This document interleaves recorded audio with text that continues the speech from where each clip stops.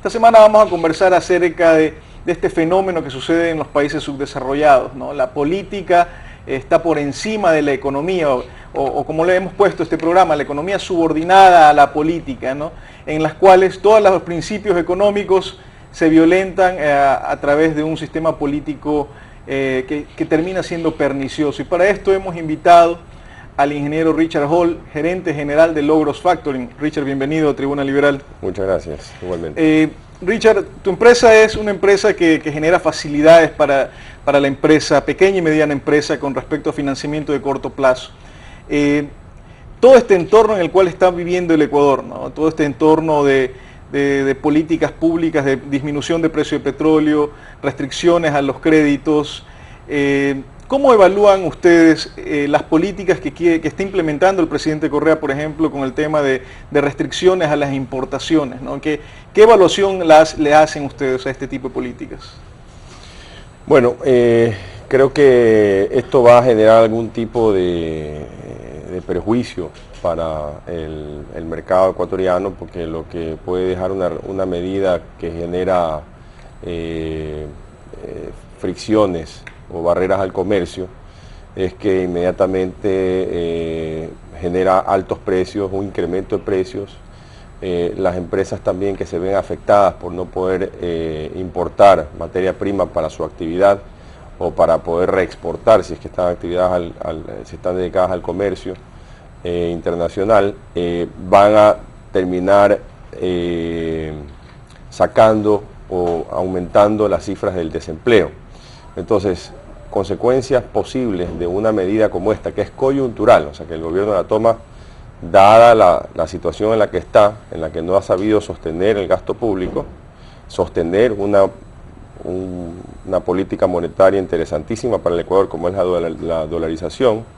Entonces ahora se ve obligado a comenzar a restringir las importaciones para equilibrar la balanza comercial. Lo paradójico es que la gente, ahora parece que la culpa es de la gente que consume caramelos o se echa perfume, es algo totalmente sin sentido, creo yo, ¿no? Claro, en ese sentido, más bien las políticas, y eso algunos economistas lo advirtieron cuando entramos en el modelo de dolarización, que hay que prepararse para la dolarización, hay que sostener y fortalecer la dolarización.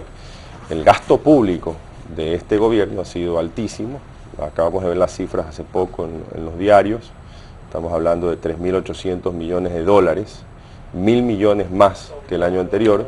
Bueno, y en los 2 últimos años ha gastado más de 35.000 millones de dólares. Claro. En gasto de inversión y corriente, pero son 35.000 millones de dólares. Claro. De cierta manera, de forma irresponsable, porque una economía que se sostiene únicamente por el precio del petróleo, que está muy centrada, muy basada su economía en un rubro que es el petrolero, mal podían haber hecho esas proyecciones. Una pregunta, Richard. El Ecuador es signatario del OMC, digamos. ¿Este tipo de política de restricción a las importaciones no generaría algún tipo de reacción de los países afectados, algún tipo de reclamo en la Organización Mundial de Comercio, este tipo? Sí, no debemos olvidar que el comercio, además de ser bilateral, también ahora con pertenecer a estos organismos como la Comunidad Andina, la OMC, se vuelve un tema multilateral. Y cuando ya tenemos compromisos multilaterales, la OMC, por ejemplo, tú la mencionas, hay reglas del juego en la OMC, en donde nosotros estamos buscando ceder o transferir el mejor trato que le damos a otro país al resto de países, y así todos los demás países. Esa es la regla del juego principal de la OMC. Entonces ahora lo que estamos haciendo es violentar las reglas del juego que tenemos de manera multilateral. Por ejemplo, en la Comunidad Andina. En la Comunidad Andina seguramente vamos a tener, con estas restricciones, en donde se han grabado ya sea prohibición de importaciones, aranceles del 500% o inclusive de salvaguardas, todas esas medidas que generan barreras al comercio van a generar una retaliación, o ya sea de otro país hacia nosotros con respecto a los productos que exporta el Ecuador, o también de parte de estos organismos en donde hay acuerdos multilaterales y los demás países pudiesen demandarnos ante esos organismos. ¿Y qué efectos pueden tener? O sea, pueden decir, ¿saben qué? Nosotros también vamos a impedir que nuestro país recepte productos ecuatorianos o multas, o qué tipo de sanciones se aplican. A la larga es una disminución,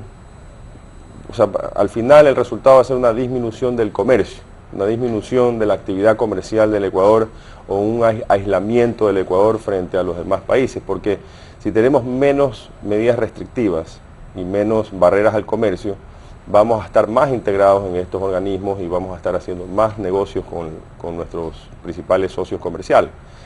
Al entrar nosotros en estas medidas, siempre vamos a generar retaliación, es decir, ¿por qué ahora que yo que estaba exportando, por decir algo, vehículos al Ecuador, ahora me ponen cuotas, entonces yo también le voy a poner cuotas en camarón o en banano? Richard, ¿cuál tú crees que es la lógica detrás de todo esto? Porque el presidente señala, lo que sucede es que tenemos una balanza de pagos deficitaria y por eso tenemos que restringir las importaciones para que no se nos vayan los dólares de la economía. ¿Cuán lógico es esto y si realmente va a tener resultados positivos en la producción y el empleo? O sea, ¿qué resultados va a tener este tipo de medidas?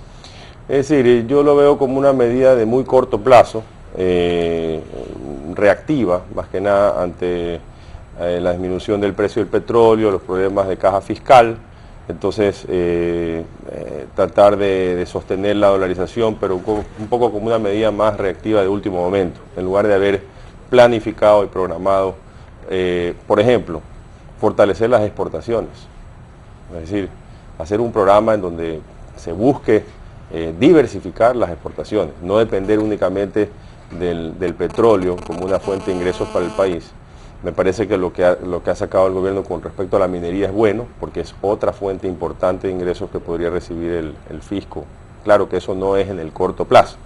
Entonces, sí pienso que Ecuador necesita entrar en una planificación un poco más, considerando también hoy en día el manejo fiscal. El manejo fiscal, ha habido una política populista. Bueno, hay quienes señalan que el manejo fiscal ha sido totalmente irresponsable, ¿no? En el sentido de que se ha hecho un gasto totalmente desaforado de recursos, ¿no? Un gasto, a diferencia de otros países como Chile, ¿no? Que también tienen en iguales circunstancias el cobre. Para ellos el cobre es lo que para nosotros es el petróleo. Y ellos tienen un colchón, un fondo, un ahorro para paliar la disminución del precio, lo cual no hemos hecho nosotros, ¿no? Claro, con el precio del petróleo en 80, el gobierno sintió que podía hacer ofertas en campaña y que podía hacer, si tomáramos las ofertas en campaña, si tomáramos lo escrito, lo que quedó en la Constitución, o lo ofrecido en las cadenas sabatinas del presidente de la República, como un pagaré, entonces tenemos al gobierno que más ha endeudado al país. ¿Qué opinión también te merece el tema de la reforma de la ley financiera, el tema del fondo de liquidez manejado por el propio gobierno, este sistema de control de tasas? ¿Qué te merece la ley, la nueva privada? Es decir, yo pienso que ahí se están tomando medidas nuevamente coyunturales, de necesidad de liquidez del gobierno, de sostener en un último momento la dolarización, el traer recursos de manera un poco ortodoxa, si se quiere, poco ortodoxa, hacia las cuentas de la caja fiscal, por ejemplo, del IES, por ejemplo, conseguir que los fondos del IES puedan ser invertidos. Ahora entiendo que ya estamos en vísperas de que ya se Richard, apruebe el 100%. ¿Tú crees realmente que el gobierno está interesado en mantener la dolarización? Porque has mencionado varias veces de que el gobierno toma medidas coyunturales para sostener la dolarización. ¿Tú consideras que el gobierno la sostiene y la quiere sostener, o consideras que la dolarización se mantiene por sí misma, en el sentido de que la gente demanda los dólares y hace transacciones con dólares independiente de lo que pueda decir el gobierno? Claro, debiera mantenerse por sí misma. Lo que pasa es que ha caído en un problema de balanza de pagos que no lo tuviéramos si hubiese habido un ahorro, por ejemplo, 30 nuevos ministerios, 30 nuevas instituciones públicas, pero sin haber recortado las otras instituciones públicas, es decir, se ha creado un incremento del gasto público de tal forma que hoy en día son como patadas de ahogado, ¿no? Que eso genera de cierta forma, a mí me da la impresión de que efectivamente están tratando de mantenerlo en el corto o mediano plazo a la dolarización, tal vez desde el punto de vista ahí nuevamente supeditado a la parte política, o sea, siempre el comportamiento de este gobierno ha sido supeditado al aspecto político y a los sondeos de opinión.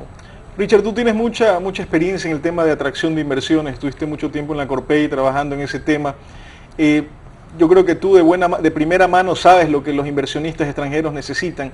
¿Qué es lo que necesitan? Porque cuando vemos que a Colombia llegan miles de millones de dólares, a Perú llegan miles de millones de dólares, a Chile llegan miles de millones de dólares, lo mismo a Brasil, bueno, uno se pregunta, y a Ecuador no supera los 70 millones de dólares, y tomando en cuenta de que estos fondos son un termómetro de la actividad productiva del siguiente año, ¿no? En función de la cantidad de inversión extranjera directa, uno puede decir vamos a tener más empresas, más empleo, más productos, más riqueza al final, ¿no? ¿Qué piden los inversionistas extranjeros para poder llegar al Ecuador, para poder decir, señores, aquí están nuestros recursos, vamos a invertir en Ecuador a largo plazo? ¿Qué es lo que piden? Que sí llegan a otros países y al nuestro no. Claro, estamos frente a vecinos como Colombia, Perú, Costa Rica, que han hecho, han programado bien su programa o han hecho un programa de atracción de inversiones muy interesante. Aquí es importante no solamente salir a vender al país, ¿no? Que eso es un poco la actividad en la que yo me desarrollaba anteriormente, pero también crear el ambiente adecuado para que vengan las inversiones. Y crear el ambiente significa, por ejemplo, dar seguridad jurídica. ¿Qué es esto de la seguridad jurídica? A veces mucho se habla de la seguridad jurídica y el televidente puede decir, bueno, ¿qué significa esto de la seguridad jurídica en la práctica? Digamos que para la empresa, yo como empresario vengo y te digo, Richard, a ver, quiero seguridad jurídica. ¿Qué significa esto de seguridad jurídica? O sea, es no cambiar las reglas del juego a medio camino. Si se pueden crear, inclusive, como en otros países, se crean leyes que protegen al inversionista, leyes que garantizan al inversionista. Acá en nuestro país lo que hemos hecho es cambiar las reglas del juego. Conforme van cambiando los gobernantes, van cambiando el presidente de la República y su gobierno, entonces estiman que deben ser otras las condiciones de una concesión, otras las condiciones de una inversión extranjera y por tanto le cambian las condiciones a medio camino. Hay un índice que lo sigue una empresa internacional, le llaman el índice de opacidad, que es lo contrario al índice de transparencia. Entonces lo que hacen es medir todo este tipo de cambios de regla de juego, falta de transparencia en las compras, en las ventas, es decir... ¿Y cómo está Ecuador en ese sentido? Ecuador, yo pienso que especialmente en este gobierno no ha tenido mucho en cuenta mantener ese índice de opacidad bajo, es decir, la ley de seguridad financiera se quiere sacar de la bolsa de valores las transacciones, por ejemplo, de las instituciones del sector público, ¿ya? Entonces eso aumenta la opacidad. Se están, digamos, las contrataciones por temas de emergencia y qué sé yo, se están haciendo a dedo. Entonces se está quitando, se está restando la transparencia, por tanto aumenta la opacidad. Se están cambiando las reglas del juego respecto a las condiciones ya pactadas en inversiones de concesiones petroleras o mineras. Entonces eso envía una señal al exterior, ¿ya? Otros países están trabajando no solamente en atraer al inversionista, sino también en lo que se llama el aftercare, o sea, en mantenerlo en el Ecuador, en mantenerlo en el país, a ver qué problemas tiene, qué otros asuntos se les puede solucionar o darle, ablandar las condiciones que tiene en el país para que pueda quedarse por mucho tiempo. Richard, terminamos el bloque anterior y tú mencionabas acerca de este índice de opacidad, digamos muy atractivo para poder tener una medida cuantitativa de lo que puede estar sucediendo, del por qué no llega la inversión al país. Y mencionabas que las reglas del juego no están bien establecidas y por eso no llega la inversión al país. ¿Qué otras condiciones te mencionaban los inversionistas extranjeros para decir no llego al Ecuador, no voy al Ecuador, prefiero ir a Perú, prefiero ir a Colombia en lugar de ir a Ecuador? El tema de reglas del juego. ¿Qué más? ¿Qué hace falta Ecuador para que sea atractivo al mundo, para que lleguen los capitales? Que sí existen, ¿no? Existen muchos capitales deambulando por el mundo en busca de oportunidades. Lo que tenemos que hacer es mejorar nuestra fachada para que estos lleguen al país. Claro, las inversiones que principalmente han llegado a nuestro país siempre están en busca de materia prima, si nos damos cuenta. En otros países hay otros factores que atraen al inversionista, como puede ser, por ejemplo, una mano de obra calificada y bilingüe. Entonces, ¿qué han hecho otros países como Costa Rica para atraer inversión? Es generar programas con el auspicio del gobierno, donde el gobierno dice, yo le voy a retribuir a la empresa internacional que capacite a la mano de obra costarricense $1.000 por empleado. Entonces se generan incentivos o subsidios, de cierta forma, del gobierno, que lo que están es apuntando a que vaya quedando un factor importante para atracción de inversiones, que sería mano de obra calificada y bilingüe. Entonces, tener capital humano. Capital humano. En el caso del Ecuador, yo pienso que se ha hecho una buena labor de parte del SRI de ir sincerando las cifras y de ir aumentando lo que es la recaudación tributaria, pero también hay que administrar un régimen tributario. O sea, el régimen tributario es más allá de la recolección de impuestos. El régimen tributario es decir, a ver, ¿qué es lo que me interesa traer inversión? ¿Hacia dónde quiero traer inversión en el país? ¿Hacia dónde somos competitivos? Y tenemos la materia prima o tenemos cierta ventaja competitiva, y hacia allá dirijamos ciertos incentivos tributarios para que puedan llegar inversionistas a nuestro país. Robert Mondel, Premio Nobel de Economía, mencionaba que para, por ejemplo, resolver temas inflacionarios es la política monetaria. Para establecer incentivos productivos está la política tributaria. O sea, tiene toda si tenemos una estructura, una política tributaria hostil a la producción, hostil al valor agregado, a empresas que no vamos a tener empresas con valor agregado, es lo que tú mencionas, ¿no? Claro. Efectivamente, el SRI está ampliando la base de contribuyentes, lo cual está bien, es positivo porque tiene que repartirse a toda la sociedad la carga tributaria, pero también debe tener una política de atracción a la inversión, de incentivo a la inversión en valor agregado, que es al final lo que nos va a sacar de la pobreza. Si seguimos produciendo, si nuestro sector productivo sigue siendo primario, pues vamos a estar en la pobreza, seguidos en la pobreza, ¿no? Y es bien importante porque las inversiones que hace en este caso el gobierno son inversiones que no le implican mayormente salidas de flujos de liquidez, porque al poner un incentivo tributario, es decir, no me pagues ahora, pero por ejemplo siembra un árbol. O sea, una política como esa que la han implementado en Chile, en Colombia, lo que genera es un nuevo rubro de exportación de un sector de un recurso que sí es renovable. O sea, nosotros hoy en día estamos basados mucho en la minería, hoy en día ya con la ley aprobada, que me parece que es un buen paso firme, el petróleo, pero son recursos no renovables. Entonces, ¿por qué no apuntar, por ejemplo, a sembrar impuestos en plantaciones de árboles, que sabemos que son bastante rentables?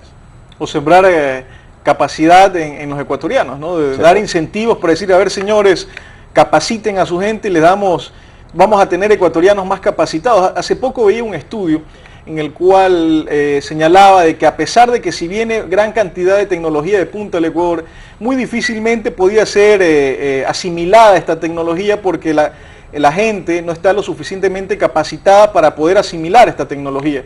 Entonces, ahí tenemos un problema serio, ¿no? Y como tú bien dices, podemos sembrar capital humano a través de incentivos tributarios, claro. Lo cual se lo hace en muchos países también, aquí no se lo hace, ¿no?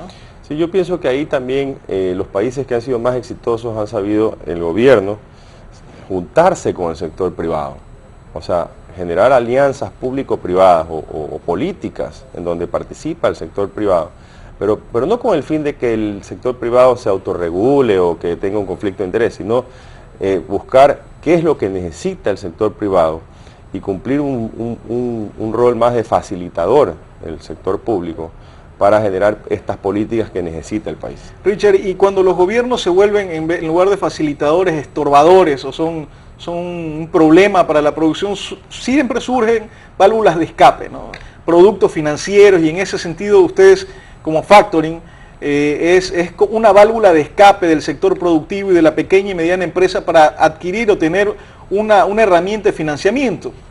¿Podrías explicarnos ¿Qué es el factoring y cómo funciona en su caso? Claro, esta es una herramienta de desarrollo, una herramienta que funciona muy bien en el resto del mundo, que le da financiamiento de capital de trabajo a las empresas, sobre todo le hace mucho bien a las pequeñas y medianas empresas. El factoring es una herramienta que sin necesidad de aumentar el endeudamiento en la empresa, le permite acelerar o adelantar la recolección de sus cuentas por cobrar para poder reinvertirlo en su negocio, comprar materia prima y salir también de necesidades de liquidez que tenga la empresa y poder ir mejorando su rentabilidad. Lo que ha pasado en el resto del mundo es que hay sociedades muy avanzadas que han cogido esta herramienta del factoring, Irlanda por ejemplo, Taiwán, Corea, España, Chile por ejemplo, para no ir muy lejos, está quinto en el mundo cuando lo medimos entre actividades de factoring versus el Producto Interno Bruto, y han sabido utilizar la herramienta para complementar el financiamiento que reciben las pymes o el endeudamiento que tienen las pymes para, por ejemplo, maquinaria o para las operaciones crediticias que tienen con el sector financiero. Y esto está muy utilizado. ¿Cuán expandido está en Ecuador este tipo de procedimientos? La gente lo conoce principalmente porque esto puede ser un canal o una vía para que los pequeños y medianos empresarios digan, hay una opción diferente al sistema financiero tradicional y puede ser la empresa de factoring, ¿no? Sí, o sea, esta actividad de factoring se desarrolló durante mucho tiempo en el país. En el momento en que salió por ahí una ley que fusionaba la actividad de factoring de las empresas especializadas con el banco, se perdió el producto al nivel, digamos, desde el punto de vista de lo desarrollado que estaba en ese momento. Hoy en día hay actividades de factoring, pero no tiene el grado de desarrollo que tienen otros países. Richard, esta herramienta de financiamiento que es el factoring, en un mundo en el crisis, un mundo en el cual hay una restricción de crédito significativa, podría ser una alternativa muy buena para las empresas ecuatorianas para financiar, sobre todo aquellas empresas que tienen de comercio exterior, ¿no? Aquellas que exportan. Queremos incentivar las exportaciones, sería una herramienta genial. ¿Qué política podría implementar el gobierno del presidente Correa para incentivar el desarrollo de este sector, ¿no? Es una herramienta muy importante porque genera financiamiento cuando se restringen los créditos, como está pasando hoy en día, tanto del sector bancario como también del sector, digamos, a nivel internacional. Entonces, en países como en Chile, se ha dado un fondeo de parte del gobierno como parte de las medidas para contrarrestar la crisis hacia las empresas de factoring. ¿Para qué? Porque es una manera segura de llegar a las más pequeñas y medianas empresas del país para ayudar a sostenerlas en momentos de crisis.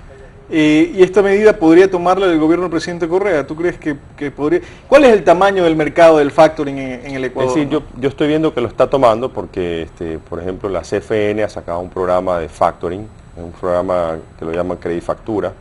No sé si esté ya 100% operativo, pero estuve yo en conocimiento del lanzamiento del producto, en donde están apuntando justamente a dar financiamiento con recursos del Estado para operaciones de factoring de la CFE. ¿Hay algún marco legal que regule estas actividades o todavía no hay ese marco?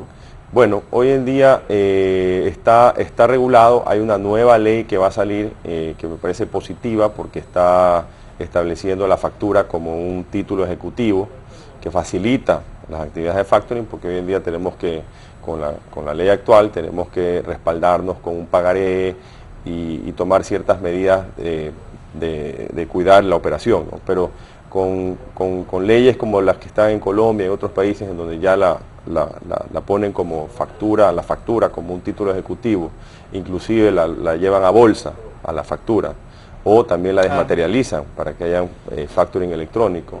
Son herramientas que desarrollan definitivamente el sector y el financiamiento del capital de trabajo. Amigos televidentes, economías que están subordinadas a la política, están condenadas al fracaso.